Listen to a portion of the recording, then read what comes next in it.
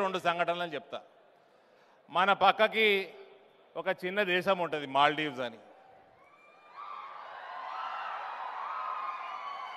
అది చైనాని చూసుకొని మన మీద మీసం తిప్పింది. కరోనా సమయంలో అతలాకుతలం అయితే మోదీ గారు మందులు పంపిండ్రు, వ్యాక్సిన్లు పంపిండ్రు. అది చైనాను చూసుకొని బాగా ఎగిరింది. మీ సైన్యాన్ని మీరు తీసుకుపోండి అని చెప్పింది. అదే సమయంలో కాంగ్రెస్ పార్టీ అయితే అంత చిన్న దేశాన్ని కూడా బతిమిలాడుతుండే లేదా బెదిరిస్తుండే. మన నాయకులు ఏం చేశారు చెప్పాలా మీకు? ప్రోగ్రాంలో లేకుండే ఫ్లైట్ వేసుకున్నారు, లక్షద్వీప్ పోయినరు. లక్షద్వీప్ పోయి మార్నింగ్ వాక్ చేసిండు, మధ్యాహ్నం డైవింగ్ చేసిండ్రు, సాయంత్రం ఛత్రి వేసుకొని ఛత్రి కింద కుర్చేసుకొని కూర్చొని రాసుకున్నాడు. ఏం చేసిండ్రన్న? అందరు ఫోటోలు చూసారు కదా. మార్నింగ్ వాకింగ్ అయింది, మధ్యాహ్నం డైవింగ్ అయింది, నీళ్ళలో ఫోటోలు చూసారు కదా. సాయంత్రం ఛత్రి వేసుకొని కింద కుర్చేసుకొని కూర్చొని రాసుకున్నారు. వాపస్ ఢిల్లీకి వచ్చిండ్రు. తెల్లారి ట్విట్టర్లో పెట్టిండు ఫోటోలు పెట్టి, లక్షద్వీప్ చాలా అందమైన ప్రదేశము, అక్కడ ప్రజలు చాలా మంచి వాళ్ళు, నాకు ఇంకా నా మనసులో ఇంకా తలుచుకుంటా ఉన్నా అన్నాడు. గంతే. మాల్డీవ్స్కి 5,000 ఫ్లైట్లు క్యాన్సిల్ అయినాయి, 10,000 హోటల్ బుకింగ్లు క్యాన్సిల్ అయినాయి. లక్షద్వీప్కి ఆన్లైన్ ట్రాఫిక్, ఇంటర్నెట్ల ట్రాఫిక్ 3,400 రేట్లు పెరిగింది. That is Narendra Modi. నరేంద్ర మోడీలో ఉన్న సాత్వికం అది. ఇక రెండో సంఘటన చెప్పాలా అన్న? ఫిబ్రవరి 27, 2019 పాకిస్తాన్కి ఫ్లైట్లు పంపించారు మోదీ గారు. పుల్వామాలో మన సైనికుల్ని చంపేస్తే, ఉగ్రదాడి చేస్తే పాకిస్తాను ఫ్లైట్లు పంపిస్తే, అక్కడ యుద్ధంలో అభినందన్ వర్ధమాన్ అని ఒక సైనికుడు, ఒక వింగ్ కమాండర్, అక్కడ ప్లేన్ క్రాష్ అయితే యుద్ధంలో పారాషూట్ వేసుకొని దిగినాక భారత్ మాతాకి జై అంటే పాకిస్తాన్ ఆర్మీ అంతా పట్టుకొని ఆయనని బంధించింది. అప్పుడు నరేంద్ర మోడీ గారు మర్యాదపూర్వకంగా ఫోన్లు చేసింది. ఫోన్లు చేస్తే ఏ జనాబ్ బిజీ హై, ఓ జనాబ్ బిజీ హై అని మనోళ్ళు ఫోన్లు చేయించినప్పుడు ఆడికెళ్ళి రెస్పాన్స్ రాలే. తర్వాత మోడీ గారు బ్రహ్మాస్త్రంని పాకిస్తాన్ దిక్కు మలిసి పెట్టిండు. బ్రహ్మాస్త్రం నాటి దిక్కు మలిసి పెట్టిండు. పెట్టినాక ఆడికెళ్ళి ఫోన్లు మొదలైనవి.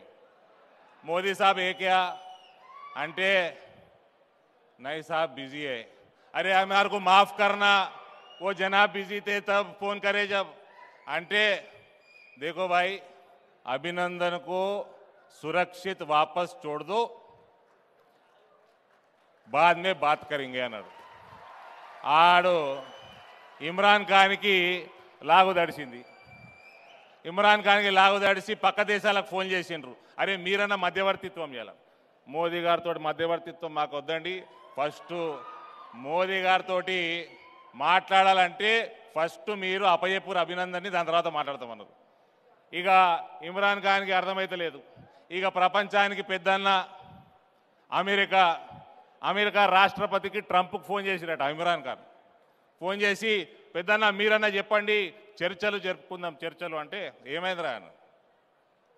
అలా అభినందన్ మా దగ్గర ఉన్నాడు. ఇగో తమ్మి ఇమ్రాన్ ఖాన్, మీరు మోదీ గారితో నన్ను అడుగుమంటే 100 మెట్రిక్ టన్ల బియ్యం కావాలని అడుగు చెప్తా, 100 మెట్రిక్ టన్ల గోధుమలు కావాలన్నా చెప్తా. ఆయనకి దయా గుణం బాగున్నది, 200 మెట్రిక్ టన్లు ఇస్తాడు 100 అడిగితే.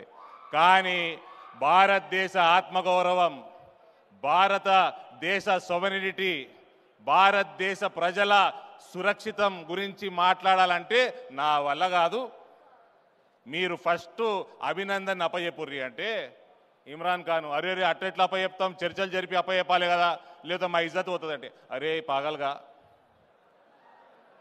నువ్వు అభినందన్ అప్పచెప్పకపోతే నువ్వు ఇజ్జత్ పోతుంది అంటున్నావు, కానీ ప్రపంచ పటంలా పాకిస్తాన్ లేకుండా పోతుందిరా, ఇది భారతదేశ గౌరవానికి సంబంధించిన విషయము అని చెప్పి ఫోన్ పెట్టేసిండు ట్రంప్.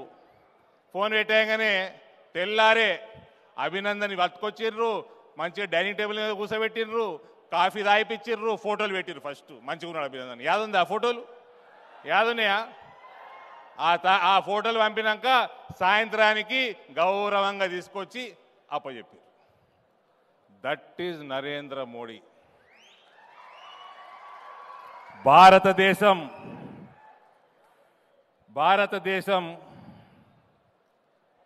భవిష్యత్తు, భారతదేశం సురక్షితంగా ఉండాలంటే మనమందరం నరేంద్ర మోడీ గారిని మూడవసారి 400 సీట్లకి పైన గెలిపించి మనం ప్రధానిని చేసుకోవాలి. పెద్దలు మాట్లాడినట్టు citizenship amendment act already implement అయింది. ఈ ఎన్నికల తర్వాత ఎన్ఆర్సీని ఇంప్లిమెంట్ చేయాలి, యూనిఫామ్ సివిల్ కోడ్ ఇంప్లిమెంట్ చేయాలి, పాపులేషన్ కంట్రోల్ ఇంప్లిమెంట్ చేయాలి. ఇవన్నీ కావాలి. మన రానున్న తరాలని కాపాడుకోవాలంటే నరేంద్ర మోడీ గారిని భారీ మెజారిటీ తోటి మన గడ్డ మీద, పక్కన కరీంనగర్ గడ్డ మీద, ఇటుపక్క పెద్దపల్లి గడ్డ మీద భారీ మెజారిటీ తోటి కమలం పువ్వు భారతీయ జనతా పార్టీని గెలిపించాల్సిందిగా మీ అందరినీ కోరుకుంటూ సెలవు తీసుకుంటా ఉన్నాను. భారత్ మాతాకి. మోదీ గారు వచ్చిన జగిత్యాల కంటే నెక్స్ట్